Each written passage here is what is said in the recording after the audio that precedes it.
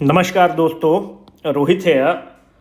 आज आप लोगों का एग्ज़ाम था, आप लोगों ने एग्ज़ाम दे दिया होगा।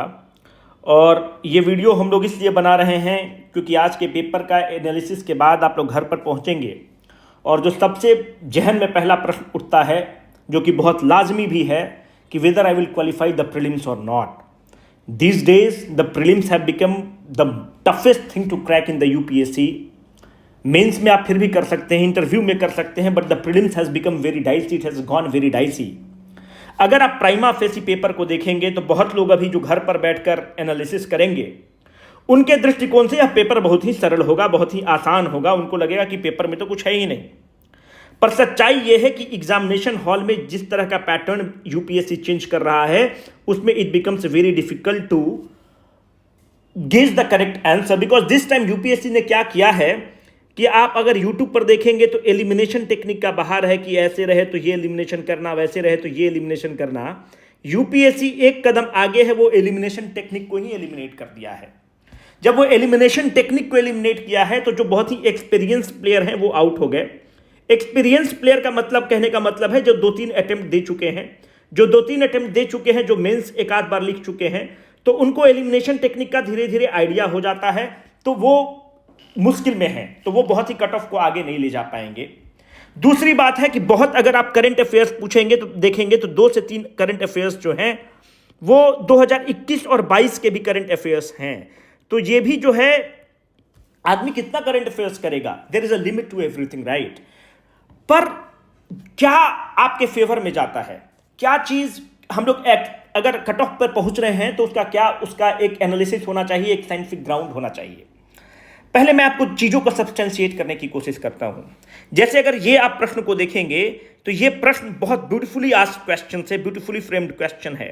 ये सीधा एनसीईआरटी से उठाया हुआ क्वेश्चन है। अगर आपको इसमें केवल ये पता है कि इसमें संगमा डायनेस्टी का कौन रूलर है, आप आराम से इसका उत्तर निकाल सकते हैं। बहुत खूबसूरत क्वेश्चन है, कंसेप्चुअल क्वेश्चन है। मतलब यूपीएससी जो है एक कदम आगे निकला है और कंसेप्चुअल एंगल से पूछ रहा है, instead of a very road learning कि आप एनसीईआरटी ऊपर ऊपर पढ़कर चले जाएं तो आपका काम नहीं बनेगा। But if you have the understanding of the things you can do it easily.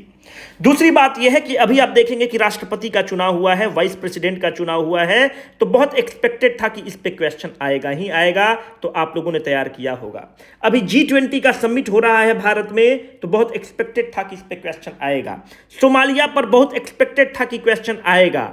तो जो इंटरनेशनल न्यूज के क्वेश्चन हैं, कुछ कुछ इजी क्वेश्चन तो हैं, आप इसको नकार नहीं सकते हैं। अभी भी मेरा 2-3 चीज का और कहना है। जैसे अगर आप ये क्वेश्चन को देखेंगे कि with reference to the ancient Korkai, ये सब क्या है, अगर आप देखेंगे तो हमने अपने वीडियो में भी इसको बहुत अच्छे से एक्सप्लेन किया है कि this was the main port of the Pandya करके ऐसे हमने क्वेश्चन फ्रेम किया और यहां पर एक्सप्लेन किया है। कहने का मतलब है कि ये एक्सप्लेन हमने इसलिए नहीं किया क्योंकि ये एनसीईआरटी में दिया हुआ है, एनसीईआरटी से बेसिस बना के प्रश्न पूछे गए हैं। तो कहने का मतलब है एक प्रॉपर एनालिसिस कट ऑफ आसमान में बोलने से अच्छा होगा कि हम लोग सब्सटेंशिएट करने की कोशिश करेंगे। दूसरी बात है कि अगर आप प्रीवियस ईयर क्वेश्चंस को आपने अच्छे से किया है, मेरा सोर्स क्या है एनालिसिस का, पहले मैं सोर्स आपको बताते चलूं कि मेरा सोर्स 2 है। हम लोग कंक्लूड करने की कोशिश करेंगे कि कितने क्वेश्चन बहुत इजीली कोई कैंडिडेट कर सकता था। जब इजीली कैंडिडेट कर सकता था, इसका मतलब वो जो कैंडिडेट है एनसीईआरटी को बेसिस बनाकर कितने अच्छे से कर सकता था। अगर आप देखें कि वो प्रीवियस ईयर क्वेश्चन को अगर किसी कैंडिडेट ने अच्छे से किया है, तब वो क्वेश्चन बन सकता था कि नहीं। जो करंट अफेयर्स में पीटी 365 करते हैं, अगर वो कैंडिडेट करके गया है तो वहां से ये क्वेश्चन बन सकता था कि नहीं। ये मेरे 3 ग्राउंड्स रहेंगे जिस पर हम क्वेश्चन को डिकोड करने की कोशिश करेंगे। अगर आप ध्यान से देखें तो यूपीएससी हमेशा लगातार क्वेश्चंस को रिपीट करने की कोशिश कर रहा है। जैसे कि अगर आप देखें कि फर्स्ट कॉन्स्टिट्यूशनल अमेंडमेंट एक्ट पर हमेशा क्वेश्चन पूछा गया है, पहले भी पूछा है और इस बार भी फर्स्ट कॉन्स्टिट्यूशनल अमेंडमेंट एक्ट पर क्वेश्चन आपसे पूछा गया है कि जुडिशियरी के पावर को कौन रेस्ट्रिक्ट करने की कोशिश करता है। अगर आप देखेंगे तो आपसे पूछता है कि कॉन्स्टिट्यूशन का मीनिंग क्या है, कॉन्स्टिट्यूशन क्या करता है, पहले भी इस पर क्वेश्चन डायरेक्ट आ चुका है। अगर किसी भी कैंडिडेट ने प्रीवियस ईयर क्वेश्चन को अच्छे से एनालाइज किया है तो ये सब क्वेश्चन उसके लिए फुल टॉस हैं, बहुत इजीली गेटेबल क्वेश्चन है। अगर आप पूरा प्रीवियस ईयर क्वेश्चन को देखेंगे, एनसीईआरटी को देखेंगे और पीटी 365 जो हर लोग फॉलो करता है, जब पीटी 365 बोलता हूं तो यहां पर एक चीज और आपको संलग्न कर दूं कि अगर कोई कैंडिडेट द हिंदू पढ़ता है, इंडियन एक्सप्रेस पढ़ता है, तो अगर आप टोटल एनालिसिस करेंगे, मैं अगले वीडियो में आपको लेकर आऊंगा, you can easily get 52 questions correct. और बहुत ही हम जनरस होकर आपको बता रहे हैं कि 52 क्वेश्चन कोई आराम से उसमें छांट कर निकाल सकता है। अगर हम 52 क्वेश्चन बोलते हैं तो इसमें हम ये मान के चलते हैं कि आप एलिमिनेट नहीं कर पाएंगे, क्योंकि एक सीरियस कैंडिडेट आराम से 52 क्वेश्चन निकाल सकता है। पर जब आप 52 क्वेश्चन निकालते हैं तो यहाँ पे गलत होने के चांसेस बहुत ज़्यादा होते हैं।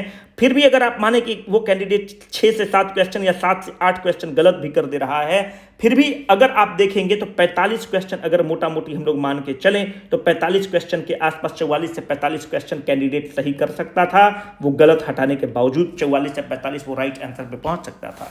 जब 44 से 45 राइट आंसर पे पहुंच सकता है, अगर सीसेट का जो पेपर है उसके भी टफनेस को अगर आप काउंट कर लें तो आप ये पाएंगे कि 90 नंबर के आसपास आपका कट ऑफ होगा। अगर आप नेगेटिव को भी हटा देंगे तो मेरे दृष्टिकोण से 87 से 90 नंबर के बीच में जिसका भी नंबर आ रहा है जनरल कैटेगरी में, ही इज कंप्लीटली सेफ। क्योंकि 52 से ज्यादा क्वेश्चंस अगर जबरदस्ती कोई निकालने पे बैठ जाए वो तो 60 क्वेश्चन निकाल दे, पर आप अगर सिंपल सी बात अगर करें तो इससे ज्यादा कट ऑफ नहीं जाएगा, क्योंकि यही क्वेश्चन को आप डायरेक्टली एनसीईआरटी और जो ट्रेडिशनल बुक है जो मैक्सिमम लोग फॉलो करते हैं वो इतने ही क्वेश्चंस को निकाल पाएंगे। तो मेरे दृष्टिकोण से अगर आप मेरी बात बोलेंगे तो 87 से 90 तो किसी भी स्थिति में क्रॉस करने की बात ही नहीं उठती है।